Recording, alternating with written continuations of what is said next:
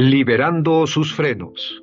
Hace muchos años, cuando comencé a estudiar las emociones negativas, el punto más crítico que descubrí fue que no se puede hacer ningún progreso hacia la salud, la felicidad, el amor y el cumplimiento del potencial mientras se insista en mantener intactas las emociones negativas.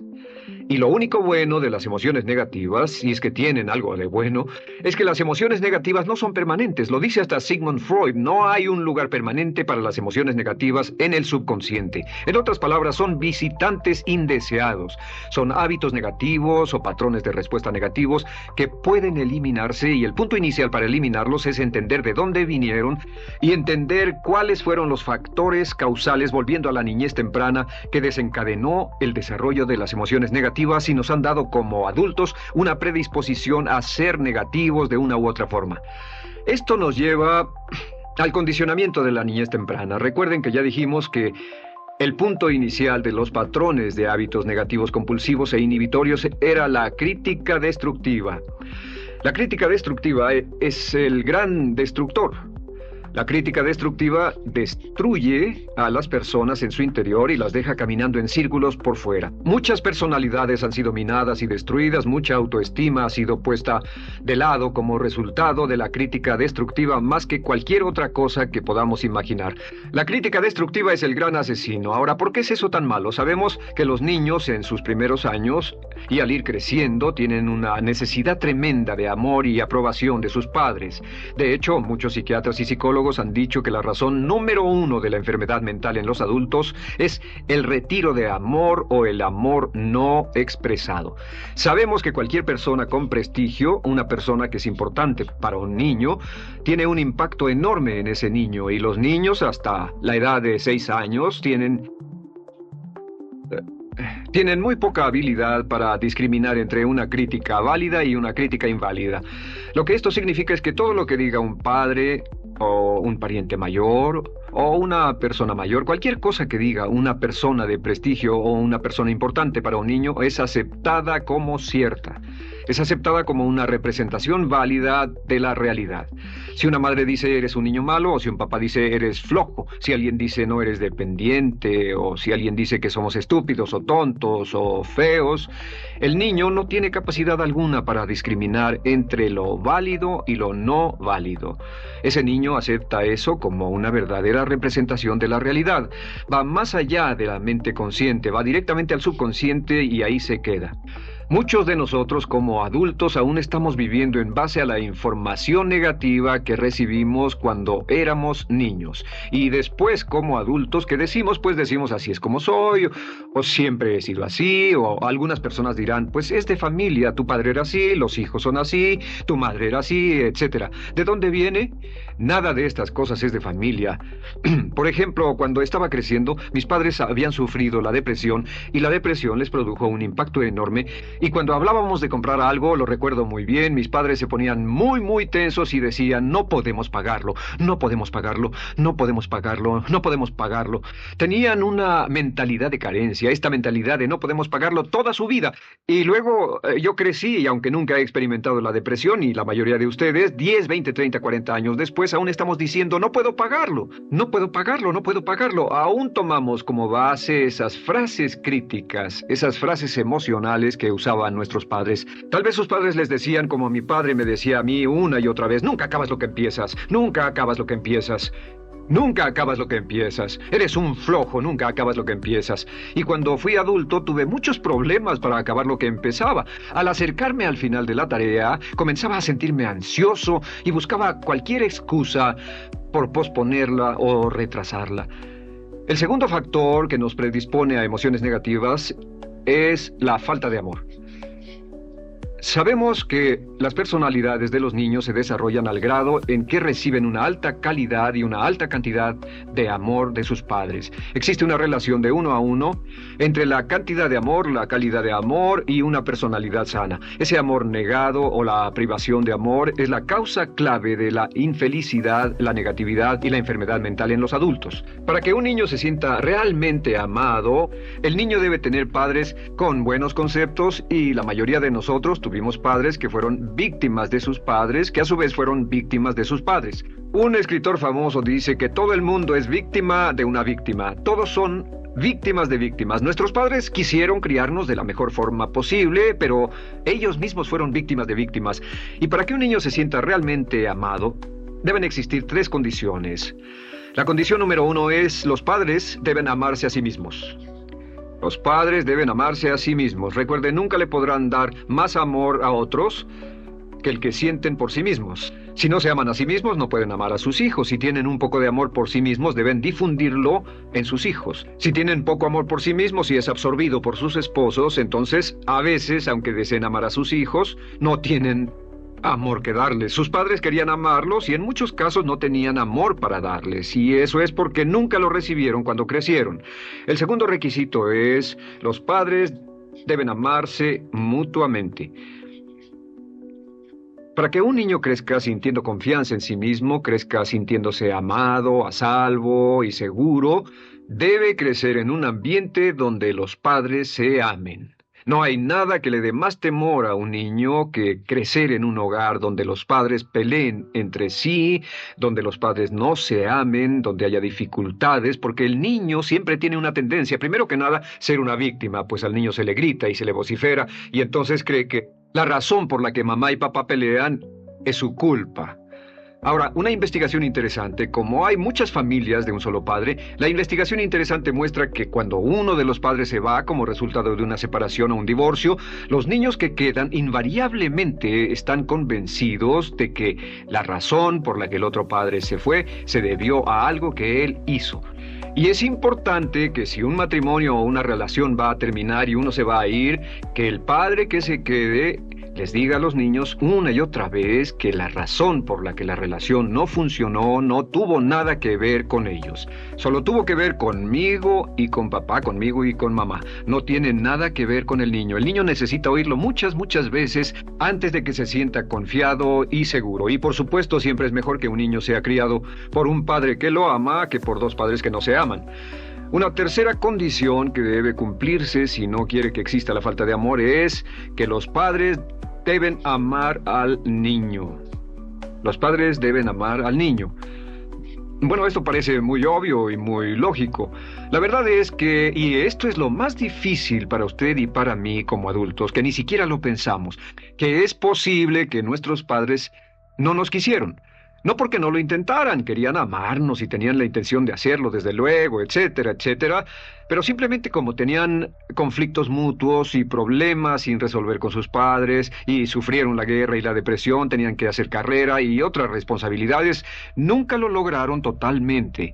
¿Entienden? Esa fue la dificultad. Lo deseaban, pero nunca lo lograron. La única forma en que puede amarse a un niño es pasando una gran cantidad y calidad de tiempo con el niño. Tiempo en gran cantidad y calidad con el niño.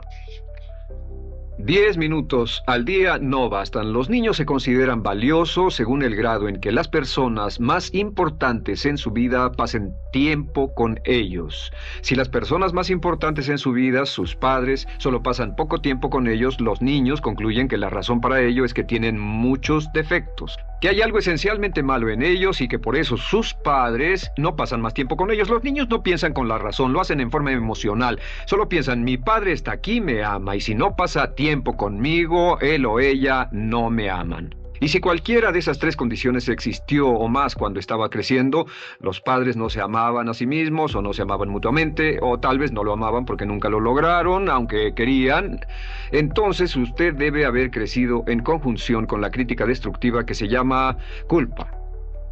¿Y qué es la culpa? Pues simplemente la culpa es un sentimiento de no valer mucho. ¿De dónde sacamos este sentimiento? Lo obtenemos cuando continuamente gente importante nos critica en nuestra vida y simultáneamente no nos dan el amor que necesitamos. Sentimos que no valemos mucho o que no valemos nada. Y un sentimiento de culpa nos lleva a un sentimiento de falta de mérito, falta de valor y culpa. Y esa culpa, ese sentimiento de falta de mérito, es el mayor problema del siglo XX, la principal fuente de enfermedad mental. Es la fuente principal de los problemas en las relaciones, la fuente principal de enfermedad psicosomática, la fuente principal de la mayoría de los problemas que afectan a nuestra sociedad. Es el profundo sentimiento de culpa y falta de mérito que se expresa o se esconde en los pensamientos o en la actitud: no valgo suficiente, no valgo suficiente. No valgo suficiente. Ya hablamos de la autoestima y de lo importante que es. La autoestima significa me quiero mucho, me quiero mucho, me quiero mucho, me quiero mucho. Las personas que han sido criadas con críticas destructivas durante su vida no solo no se agradan a sí mismas, no sienten que sean lo bastante buenas para nadie, y en muchos casos están llenos de odio por sí mismos. Se odian a sí mismos, se autocondenan o se detestan, y verán que esto sale en sus conversaciones y sale en sus relaciones con otras personas. Las personas que no se quieren a sí mismas, aunque quieran tener buenas relaciones, simplemente no son capaces de ello. Las personas que piensan que no son buenas para nada siempre lo hacen aflorar, siempre será un problema. Ahora, ¿cuál es la razón principal de la culpa? ¿De dónde viene la culpa? La culpa viene de 3 fuentes negativas: padres negativos, influencias negativas o religión negativa. Una de las 3. Cualquiera de estas 3 usa la culpa. De la culpa se valen y aprovechan, en especial los padres y las organizaciones religiosas, por 2 razones. Una es el castigo. La culpa se usa para castigarnos. Cuando estamos creciendo, el castigar es la forma más fácil de hacer que uno se sienta mal. Nuestros padres nos hacen sentir mal castigándonos físicamente o sermoneándonos o regañándonos. Y el castigo es una forma muy eficaz de irnos conformando o de conseguir que hagamos lo que los demás quieren. La segunda razón por la que se usa la culpa cuando se practica en forma consciente, y algunas organizaciones la practican así, es para tener más control emocional en especial, porque se puede controlar a una persona emocionalmente con culpa y manipular su comportamiento. Hay muchas organizaciones que usan la culpa como una herramienta de control y manipulación. Si puede controlar a las personas con suficiente fuerza y en forma emocional, puede conseguir su dinero, puede conseguir su tiempo, puede conseguir su compromiso, demandar sus recursos, etc. Muchas organizaciones usan la culpa para aplicar un castigo. Muchas organizaciones de caridad que se anuncian por televisión, en especial las de causas benéficas que involucran a niños o a personas incapacitadas, usan un sentimiento de culpa. A usted le va tan bien que debe sentirse culpable por estas personas que sufren. O envíenos algo de dinero y eso se encargará de su culpa por un momento hasta que lo incluyamos en nuestra lista de correo, etcétera. Y la culpa es un estándar. ¿Por qué se usa tan comúnmente? Pues primero que nada porque casi todos nosotros la tenemos en mayor o menor grado. Y número 2, es fácil. La culpa es fácil. ¿Por qué nuestros padres la usan con nosotros? ¿Por qué nuestras madres la usan con nosotros? Nuestras madres pueden controlarnos con la culpa en un cuarto repleto. Nuestra madre puede controlarnos a miles de kilómetros por teléfono. Los padres usan la culpa en sus hijos porque sus padres usaban la culpa en ellos y así sucesivamente. Es lo más fácil. No existe un esfuerzo físico. Puede hacerse con una mirada o de reojo o una palabra. Ya sabe que las personas siempre buscan lo más fácil. Esté alerta. Ustedes han sido criados en un ambiente donde se les ha hecho sentir culpa y casi todos lo vivimos.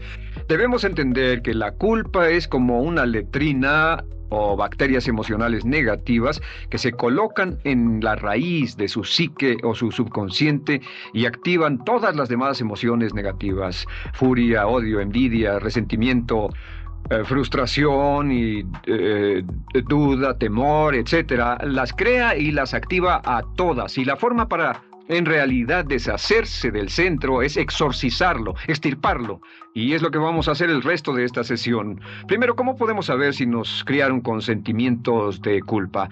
Bien, a esto le llamamos la manifestación adulta de la culpa. Manifestación adulta de la culpa. Puede saber, probándose a sí mismo, cuánto de esto tiene. Número 1, la manifestación adulta de la culpa es que tiene sentimientos de inferioridad, sentimientos de inadaptabilidad y de no merecer las cosas. No siente que merezca que le pasen cosas buenas. Si una persona ha sido criada con crítica destructiva y se le hace sentir culpa, entonces cuando logra éxito, aún con un tremendo esfuerzo, tiene una tendencia terrible de sentir que no se lo merece. A esto se le llama, por cierto, temor al éxito. El temor al éxito es solo otra forma de decir que la persona que ha estado condicionada a pensar de sí misma como poco valiosa o no lo bastante buena, se siente muy incómoda cuando experimenta el éxito. Se siente muy tensa y a disgusto. Realmente si sienten demasiada tensión, comienzan a aspirar cocaína, a beber demasiado alcohol, se enredarán en comportamientos autodestructivos, tendrán una sensación tremenda de ansiedad, como si alguien fuera a descubrir algo de ellos. Hay un libro en la librería que dice, si me está yendo también, ¿por qué me siento como un impostor? Tienen el llamado síndrome del impostor. ¿Alguna vez ha tenido éxito en algo y la gente ha ido a usted a decirle, vaya, hiciste un excelente trabajo, o eso es maravilloso, aunque haya sido muy duro para usted, y sintió que los demás iban a descubrir, siente como que, es decir, que iban a descubrir que realmente no es bueno, que solo fue un fraude, solo un accidente, y por supuesto es lo que dice, fue coincidencia, fue un accidente, la verdad, no sé ni cómo lo hice. Hacen todo lo posible por huir de ese sentimiento de inferioridad y de no merecer las cosas. Estén muy alertas. La segunda manifestación adulta de la culpa es la autocrítica destructiva. Hay una línea de un gran poeta que dice, aquellos a quienes se les hace mal, hacen mal a su vez.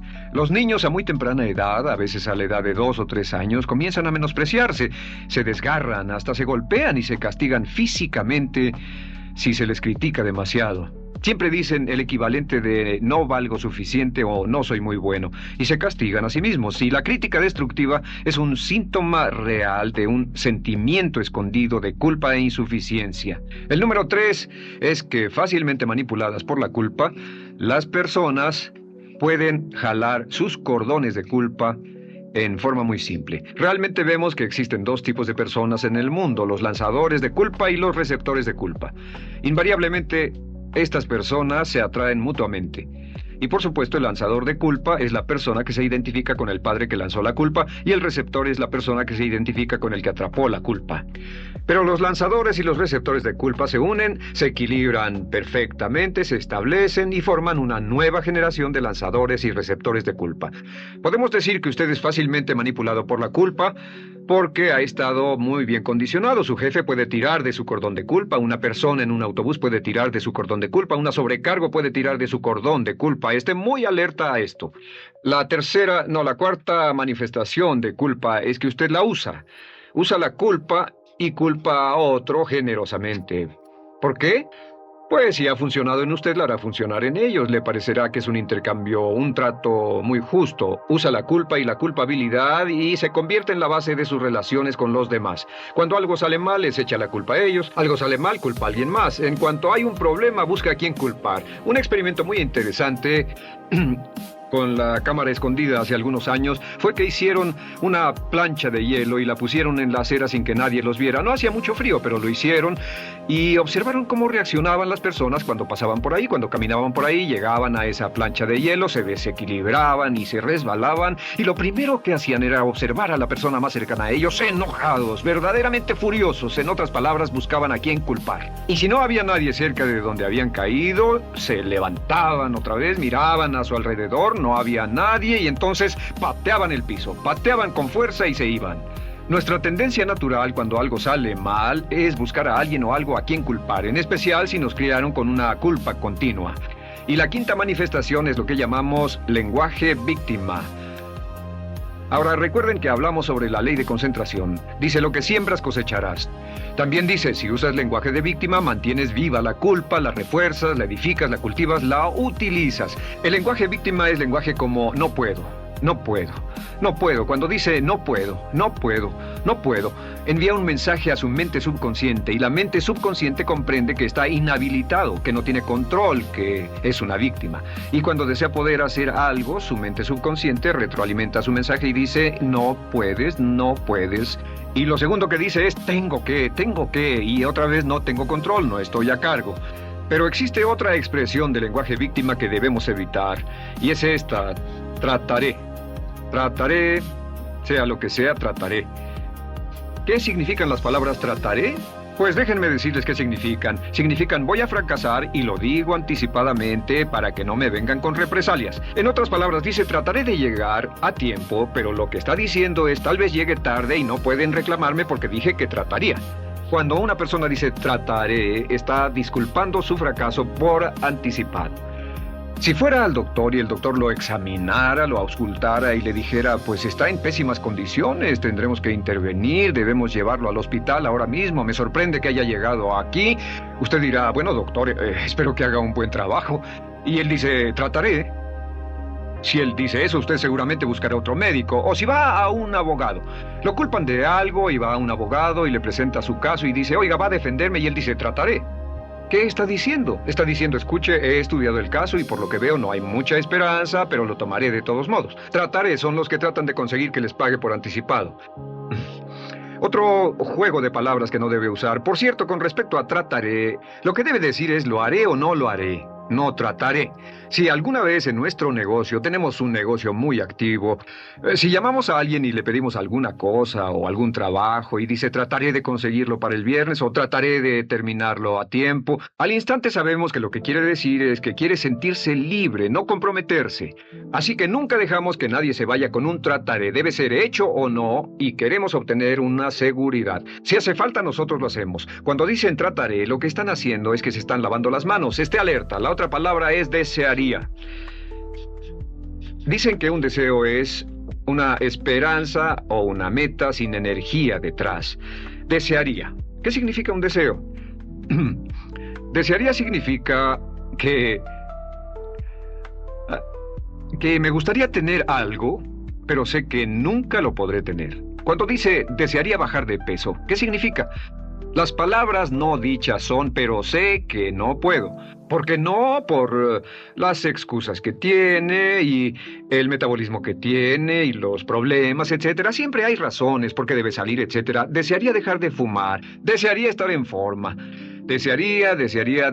Cuando usa la palabra desearía, le muestra al subconsciente que esto es algo que no cree que le sea posible lograr o adquirir.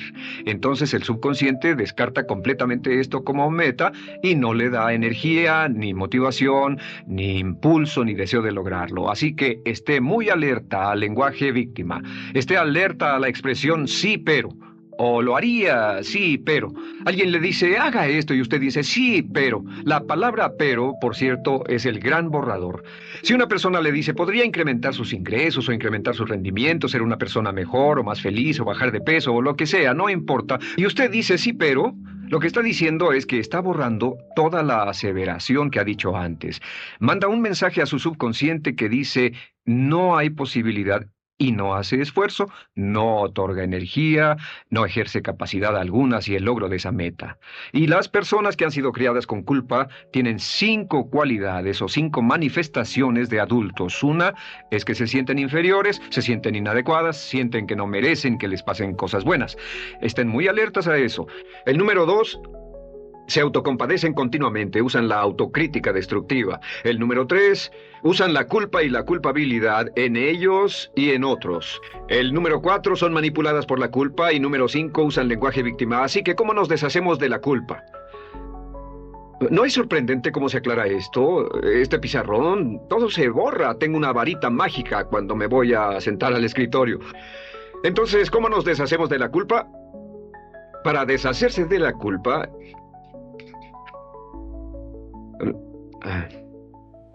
este es el proceso. Tiene algunos pasos importantes. Número 1, el primero de la lista, elimine la autocrítica. Elimine la crítica autodestructiva.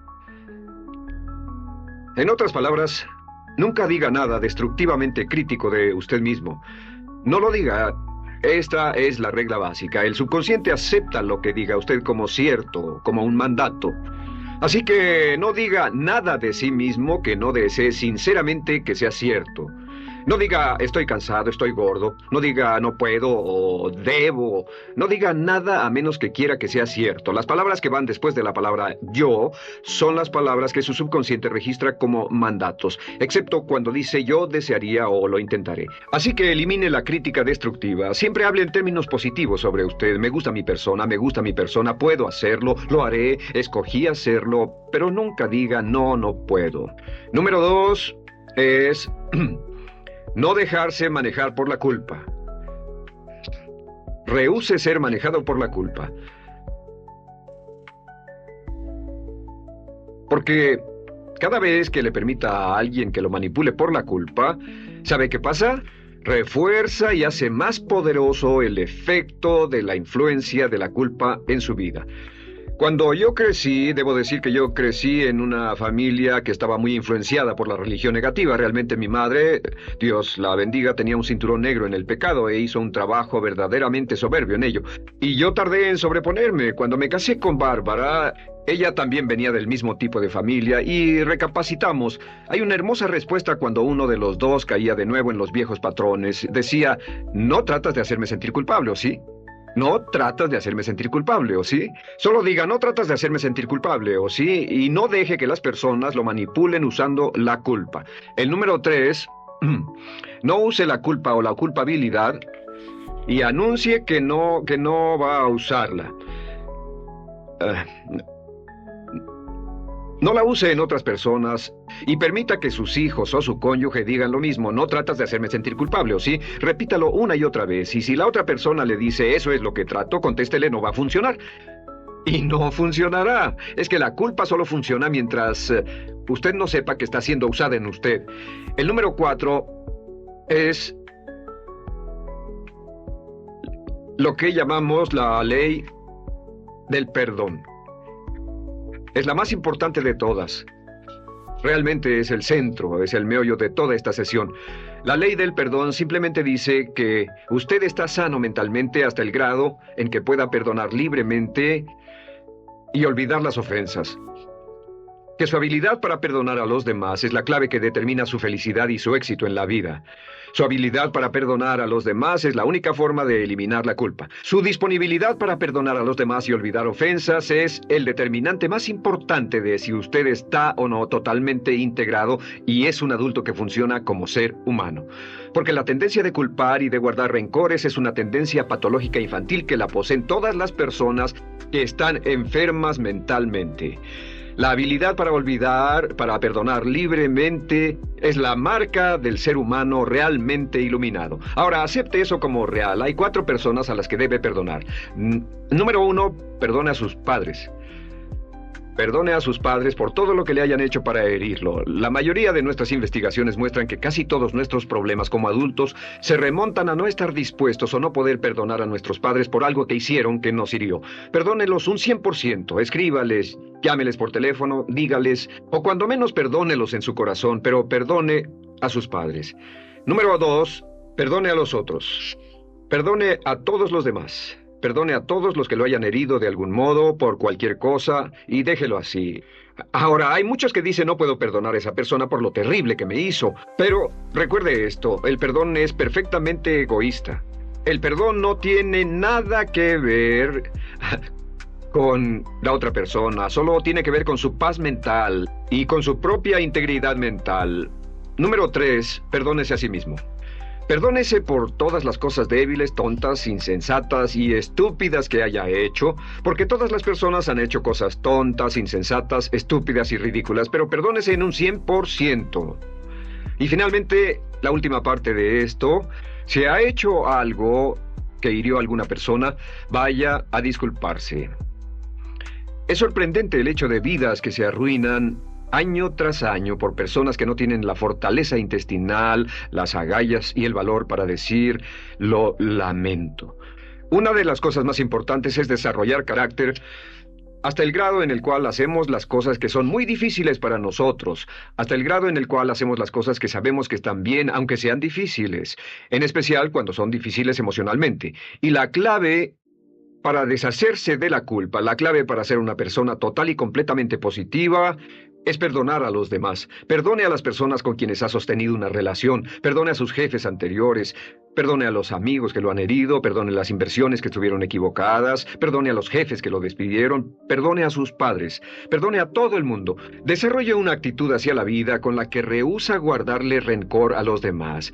Solo repita una y otra vez: los perdono a él o a ella por todo. Los perdono por todo. Los perdono por todo.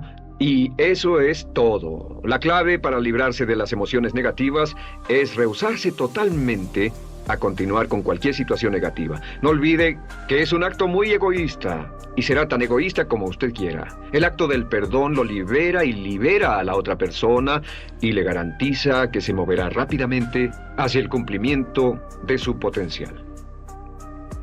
Para tener éxito, una mujer debe ser mejor en su trabajo que un hombre. Golda